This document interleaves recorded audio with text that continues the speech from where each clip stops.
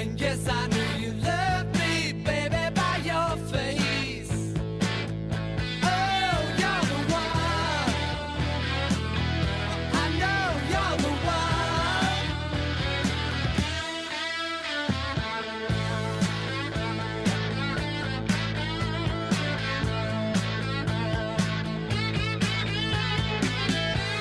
A year of loving you was nothing but no fun. If you had thought to ask me, you know it's all done. And one of us will lose, well, sorry, but you're the one. I know you're the one. Well, I know you're the one. Oh, yeah, yeah,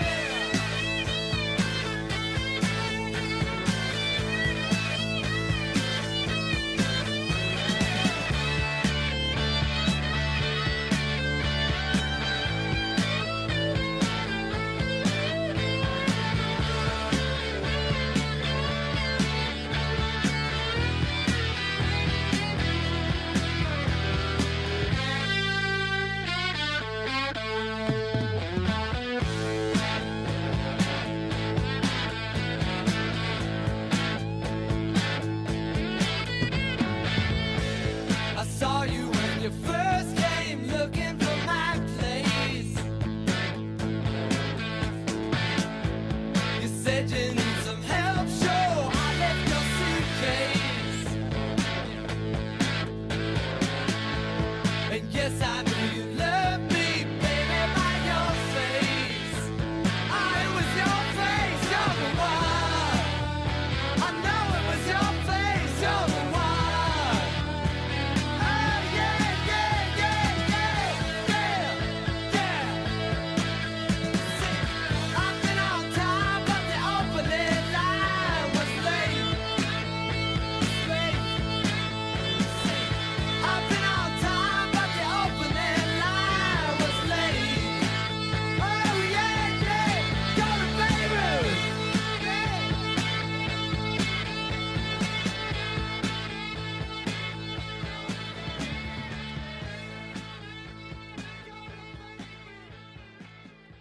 Welcome to the Friends of Dan Music Podcast. I'm Dan Miles. You've been listening to the music of Waddy Wachtel. That was a single he released back in 1973. This was a rare instance of him putting his own name on a recording, as his career has primarily involved supporting other artists as a session musician, songwriter, and producer.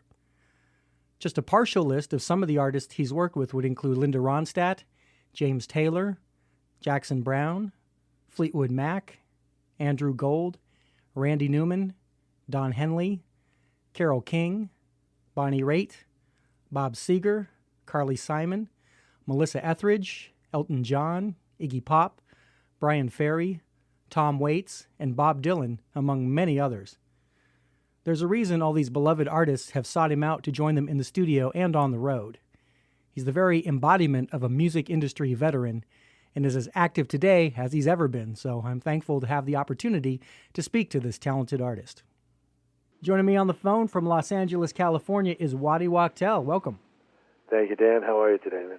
I'm great. Great to be talking to you. Thank you. Well, back when I was a kid, when movie ratings were a lot simpler, seeing your first PG movie was a rite of passage, and it had great personal significance for you. So the first PG movie I ever saw was The Poseidon Adventure. No, no. And I mention this fact because you are in that movie. Yeah, I certainly am. you're the guitar player in the band in those, carefree early scenes before the boat gets flipped over. The bearded guitar player, I might add. Yeah, bearded, yeah. Yeah. A slightly different look for you, kind of a 1969 John Lennon look. I know it's been a while. Do you remember about how many days you had to show up on the set to Oh, yeah. I remember it clearly. We meaning the band, we were hired for 2 weeks to be on the set. 2 5-day weeks.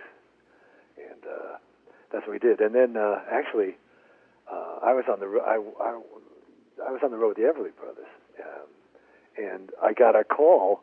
They wanted me to come back and do some kind of dying scene or something like that. A pickup, they call it. Yeah. And a pickup, yeah. But either I was supposed to be dying, or the drummer, the guy's name was Stu Perry, and he's the one who played Carol Lindley's brother. Yeah. And it was this big dramatic moment. I said, you know what? I'm in Greensboro, South Carolina, North Carolina, man. I ain't coming there. Yeah, well, that's interesting to hear. Of course, the Poseidon Adventure is credited with kicking off that disaster movie craze. And after that, when we started getting earthquake movies and airplanes in distress and towering infernos, etc. So in your movie, there were two waves of death. First, when the ship gets capsized by the tidal wave, there is a shot of you grabbing a pillar as the director employs that Star Trek bridge technique where they tilt the camera and tell the actors to flail around. Oh, yeah. We had a lot of that going on. Of course, yeah. There was a lot of that happening, and yeah, it was wild. I mean, I got the job because we had done the recording of the theme. Oh, yeah. And when we were doing it, the director came down. We were doing it at 20th Century with orchestra and everything, and the director came by and looked at us, and he goes, "I want you in the movie. I want you in the movie. I want you in the movie." Wow, it's so funny that they wanted to have the authentic band, yet the lead vocalist was lip syncing. Yes, she was. Yeah. Maureen McGovern, The Morning After was the tune. That's it, yeah. I was living in Germany at the time on American base, so the movie came out in 73. You probably shot it in 72. I probably saw it in 74. But, it was like... it was a big deal if you're in the 5th grade or something to go to a PG movie because, parental guidance. This is like a growing maturity. And then the next one is milestone is your first R movie, which I also remember, and that was Blazing Saddles. Oh, really? Yeah, but just, one last thing on the Poseidon Adventure. After all the stars of the film have climbed up to safety, the water rushes in and wipes out everyone else. That's the second round of death. And I was watching for you in the intervening scenes, between those two events to see if they had, what you just said answers my question. I was wondering if they ever specifically explained the fate of your pivotal character to you, because you just assumed that the whole band bought it in round one. Because right, yeah. Like I say, no, they never did, but that's what I mean. That's why it was so wild. I got the call back. What? Yeah, well, Carol Lindley was important, Nani, because she goes on to finish the film.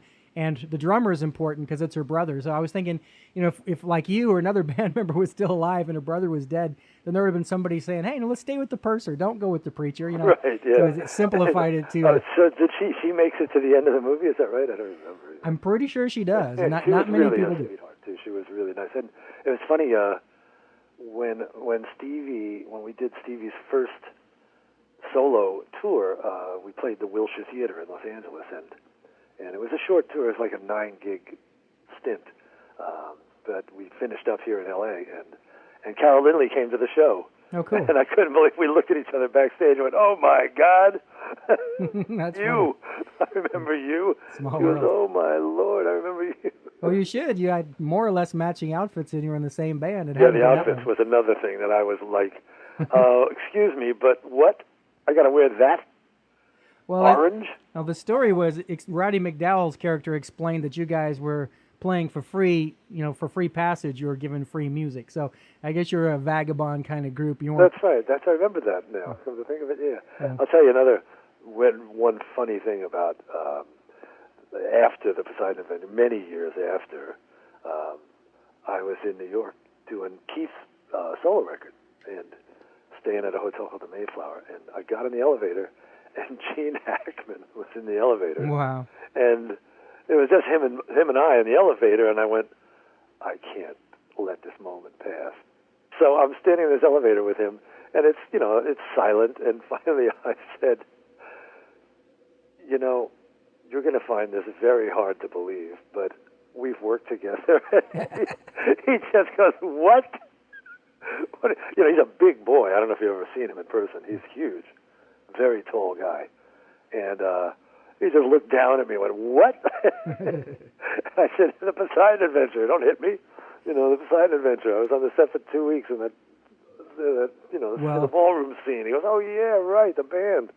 Well, he probably thought you were going to follow up with, we work together and you owe me money. Yeah, right, yeah.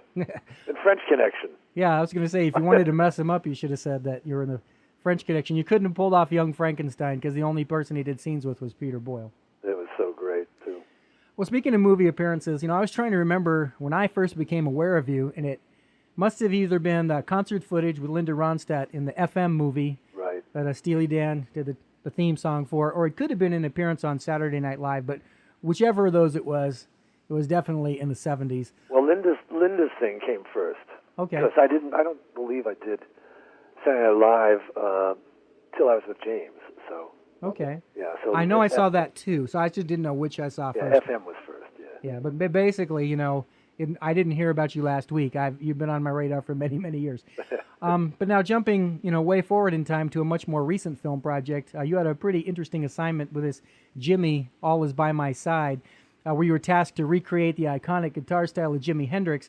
That would have been challenging enough, but you had this second or additional obstacle to overcome. The Hendrix estate is planning to do a similar film of their own, so in an effort to possibly sabotage the competition, they didn't authorize the use of any of his compositions. Yeah, they wouldn't give us anything. That meant you had to create the feel of his playing, but you couldn't, directly quote any of his classic licks. So how'd you approach that? The gig, part of the gig was for me to compose several pieces that sounded like what I thought, in my mind, what the band would have sounded like when they were first getting together. So that part was cool. That I was doing that anyway. But the drag came down to when one of the features of the movie and one of the highlights of this whole film was going to be in the studio doing Hey Joe. And we did a version. They said you have to do a version of Hey Joe, like the record. And when you're kidding.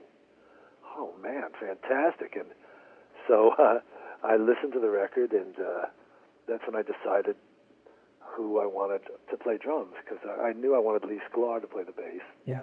And when it came down to the fact that we needed to recreate that record, my dear brother, Kenny Arnoff, from doing a lot of sessions with Kenny, he is the kind of guy who writes stuff out for himself. When you're listening to tunes, at the beginning of a date, he'll write out a chart that he wants to follow, and he'll read it. So he's very good like that. And since we had to recreate it, I called Kenny and I said, I want you to be my drummer in this movie, in this band, because essentially, aside from that, I love you anyway, but we got to do Hey Joe, and I want you to write the drum fills out, because I want them exact. I want this thing to sound exactly like that record. So that was quite an assignment. He called me about 5 days later and said, Waddy, can I stop? He says, I'm about halfway through the solo now, and I've written out every drum fill. Can I stop now? Yeah, Mitch is a somewhat busy player. Oh, yeah. Each fill was really a specific, classic, involved piece of work. And I said, yeah, Kenny, I said, despite what they're telling us, no movie's going to let us play a whole song. So I'm sure if we just start repeating fills from that point out, we're fine. So. But I don't remember Hey Joe being in the movie, so what happened there? No, it wasn't in the movie. So what happened was we cut it when we went in to do our sessions, it was part of what we did. And so we cut it, and I had Andre come in. I said, you have to come in and sing this while we do it. And so he did, and it was amazing. When we heard it back, because it was an incredible bunch of days doing this project, because we not only were doing Jimi Hendrix, we were doing young Jimi Hendrix, pre the experience, like with these crummy bands he was in, this lousy band he was in, playing on his own, Jimmy and I can't remember what it was now, but the first thing he was in was a guy named Curtis Knight. Yeah. He was backing up Curtis Knight, so I had to get that done, and I brought in my friend Arnold McCullough to sing the line, the Curtis Knight part, and he did a magic job. Basically, I put that track together by myself because it didn't need to be the band.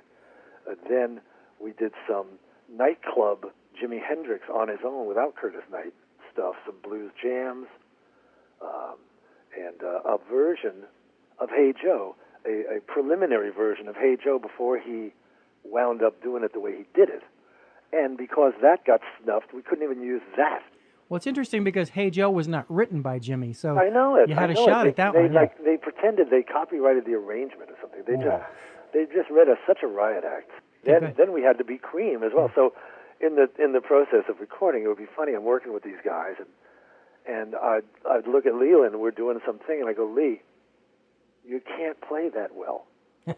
You got to not play. You're Noel Redding, man. You just learned how to. You just picked up the bass for the first time. Yeah, exactly. So you got to really simplify, and also we're setting up different environments for the sound. You know, like we're playing that.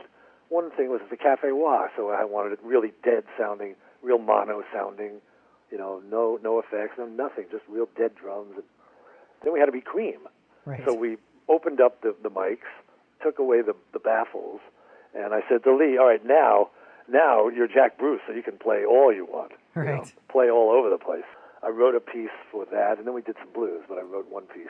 Yeah, so instead of being Hendrix, you had to be Clapton. Yes. Instead of Noel Redding, Lee had to be Jack Bruce, and instead of being Mitch Mitchell, Kenny had to be Ginger Baker. Exactly, yeah. So it was an amazing experience. And then we did the incidental. The guys have just gotten together. Here's a lick I think they would be something like they would be working on. Yeah. Here's another one of those, several of those, and a bunch of solo guitar stuff, pretty stuff, and just playing by solo guitar. But then there was the biggest challenge in this movie for me was when they told me they wanted us to do the Monterey performance of Wild Thing. The movie was going to close with that performance. Wow. So I went, are you insane? Nobody could do that intro, that whole feedback aria, that concerto of feedback. And he said, well, you got to do it. And I went, oh, man. So aside from the fact that I've never played so much guitar in my life, really. Yeah. It was time to do this movie. I just sat in my room, and I didn't even listen to Jimi Hendrix, really, for the first week. I just played and played and played as much as I could and as fast as I could. I just kept trying to get my speed up with both of my hands. My fingers were black every day. I'd come out of that room. My calluses were completely black. Then I started listening to Jimmy because I had to learn Hey Joe, so I learned that solo, which is awesome, and kept doing it. And then listening, I listened a lot to that intro, that Wild Thing intro. So the 5 days before we went into the studio, I booked Mate's rehearsal studio and set up my Marshall amp over there. And so after I'd spend the whole day at my house practicing, I went over to Mate's and stood in front of that Marshall with my Stratocaster and just blasted volume and played really loud and started working out the movement of that thing, the way I interpreted it, and it was it was like a piece of music, really, and it had these ups and downs and these things where it was just strings vibrating and playing with that vibrato bar and just getting the feedbacks to go. And people kept telling me, oh yeah, he's using this kind of pedal for that, and he's using this kind of pedal for that, and I had all these pedals there, but I don't ever use effects. I never do, and the more I tried to incorporate these effects, the less enchanted I was about it. And finally, I just said to these guys, you know what? I think you're all wrong. I said, first of all, this is like the first gig he ever did. He didn't even have these things yet. Right. He had his guitar and he had an amp. And that's what I'm going to do. That's how I'm doing it. So I just cranked that Marshall up and orchestrated that intro. And I did it. And then once I learned what I was doing, we performed it in the studio. And I did the whole intro. And then we played Wild Thing. And it was unbelievable. It was totally amazing. I beat the crap out of this poor Fender Strat that I was using. This thing had to go in the hospital for weeks after that. I can't imagine doing a Hendrix movie and not playing anything but a Strat. Now, Wild Thing kind of does make it into the movie. They don't show Andre Benjamin performing it, but it does play over the closing credits. It does play at the credits, and that's us. That's not Hendrix. That's us doing it. So that's meant to represent that breakthrough performance at Monterey Pop, which he's headed for towards the end of the movie. Exactly. That's great to hear about that. I was wondering as I heard it, I thought, well, there's Wild Thing, and the other one you guys were able to use was Sgt. Pepper. I mean, one of my favorite scenes in the movie is the one where they recreate the concert where Jimmy famously performed the title track. It's amazing. Just a couple of days after the album had come out with the Beatles in the audience. I know, it's incredible. It was an incredible moment, and Danny Branson just took it to town. He was so fed up with the estate giving us such crap. I'm trying my best to not swear. I want you to know I'm really working at it. It's very difficult for me.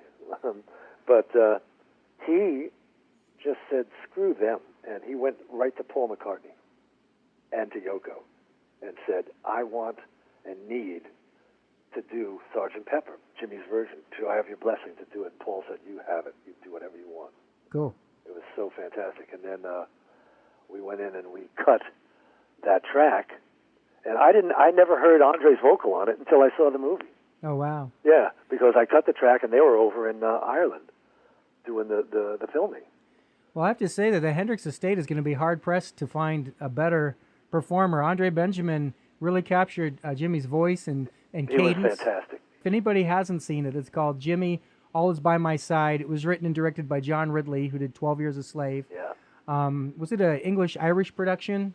I'm not sure. I think it was I don't know. I mean, some of the production house was in America, so I don't know that part of it. Yeah. These days, when a movie starts, like 6, 7, 8 different production companies are credited at the beginning. Yeah, I know. It takes an hour to get into a movie. It does. You keep thinking the movie's starting, and you go, oh, this is somebody else's promo. But I just wanted to tell you, when we got done at the studio with the last thing, which I believe was Wild Thing, Lee and Kenny and I felt like we had just lived through that entire period. It was so transcendental, I guess, or I'm not even sure what the right adjective would be, but we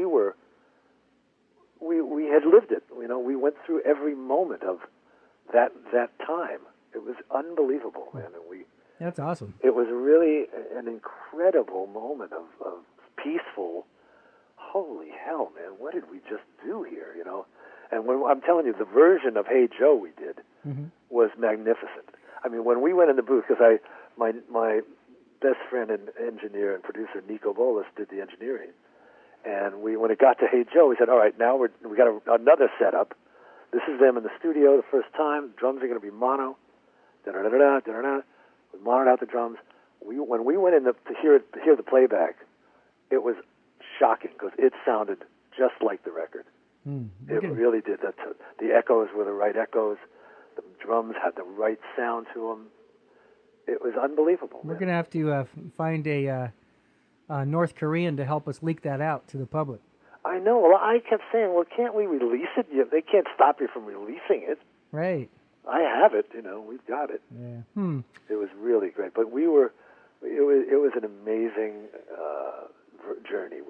Being the musicians on it is probably a better job than being the actors on that particular one. I mean, the actors probably got a sense of the period too, but I mean, putting on a wig and saying I'm George Harrison is a little different than picking up your instrument and playing from that era. And I wouldn't call it a restriction, but of course, Hendrix Experience and Cream were 3 pieces, so there was no requirement for you, Lee, or Kenny to worry about any other musicians but the 3 of you. And, exactly. Yeah, so that actually helps me segue into your other films because you've scored many non-Hendrix related films. Many of them were comedies for Adam Sandler's Happy Madison Productions. Yes. You did the scores for Dickie Roberts, former child star, Right. Joe Dirt, Paul Blart, Mall Cop. Scoring a film is a much different discipline than working on songs for an album. So do you enjoy the autonomy and variety that comes with film work? Because it seems like it could be difficult at times. Well, it is. It can get very difficult at times. I love it. I really enjoy accompanying a visual scene, you know what I mean, and coming up with orchestral writing for orchestra and stuff like that. And I really enjoyed it. But one of the main differences is when you're a rock and roller, or you're in a band, or you're a singer, you're a writer. When you write your song, you've written it. I mean, that's it. Here's my song. Oh, that's great. Oh, I love it.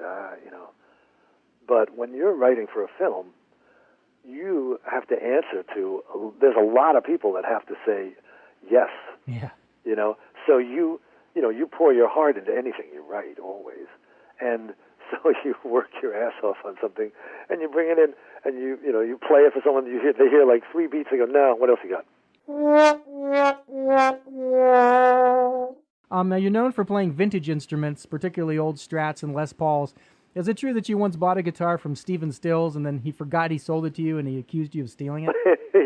He didn't accuse me of stealing it, but he he did put his finger in my face one day. Wait a minute, I put the finger in his face, actually. But he, all of a sudden, just confronted me one afternoon and said, listen, man, I want to know who sold you that Sunburst Les Paul you're playing, because whoever sold it to you stole it from me. And I'm just looking at him, remembering I handed him a check for $350, in 1968, and I just looking at him, I couldn't believe what he was saying, and I jumped up. I was laying down on this couch, and I jumped up off this couch with my finger right in his face and went, "You sold it to me, you psycho! You yourself!" So he wasn't mad at you; he was mad at whoever you Yeah, had no, he bought it wasn't mad from. at me. Nah, that's funny, man. That's Yeah. Steven still seems like the type. But tell me about your J45. Oh, that's gorgeous, yeah. I was lucky enough to be asked to lead the band for the Buddy Holly tribute show on his birthday a couple of years ago. And Peter Asher did an album called Listen to Me and asked me if I would co-produce Stevie on the record. And we got a great version of Not Fade Away with Stevie and Russ Kunkel and Lee Sklar and myself. And then I led the band for the show. And at the show, I was made aware that they had made these guitars for some of the. Graham had one. It's beautiful, it was just gorgeous. And so that night, I said to someone, "Hey, wait a minute here. I'm doing all this work for this Buddy Holly routine. Shouldn't I get one of these guitars?" And the answer was, "Absolutely, you're right. You should." Nice. So I'm looking at it right now. It's hanging on my wall. It's got this gorgeous leather case around it, this hand-tooled. Like, remember when you were too young to have seen Elvis when he first came out. When Elvis first came out, he had this beautiful Gibson with this elaborate thing around it. And I didn't know what I was looking at, and that's what it is. He had made a leather cover for it, and Buddy did the same for his guitar. Yeah. And what was cool was for each guitar, they wanted you, first of all, you had to pick a name of a song. I picked Words of Love for mine. And in the first run of the guitars, on the first 18 of them, I do believe, there inside the guitar is a fret from Buddy's guitar. Oh, wow. And at first they didn't know what to do with it. They were packaging it like separately. I went, "No, man, put it inside the guitar. Make a little thing." So in my guitar, it says, let me read it to you. It's beautiful. It says, of course I can't read it. I need some light here. I just got done hanging up all my guitars on the wall finally. It says, it's a little placard, right? And it says Buddy Holly Guitar Foundation. On the bottom it says Words of Love. And in the middle, there's the fret. And it says, "This fret from Buddy's hands to your soul." It's really lovely.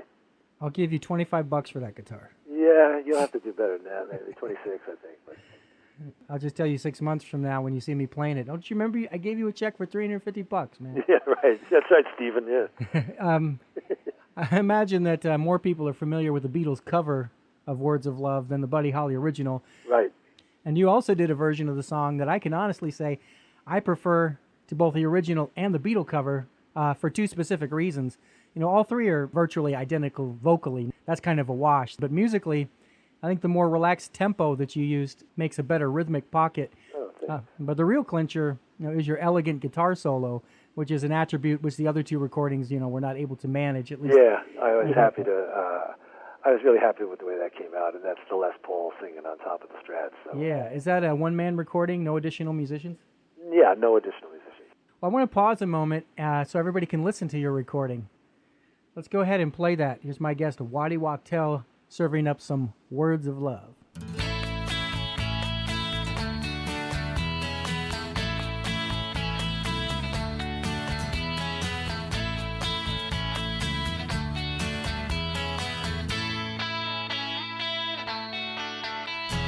Hold me closer, tell me how you feel. Tell me love is real.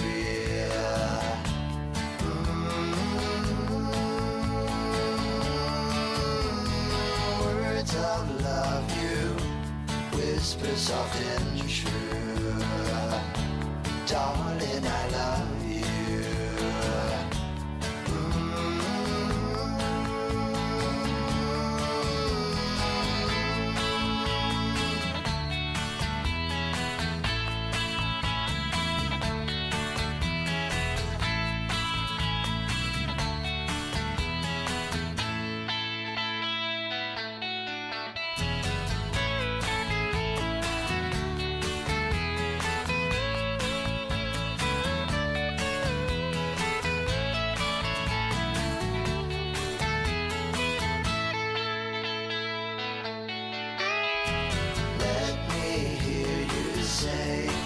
words I wanna hear, darling, when you're near.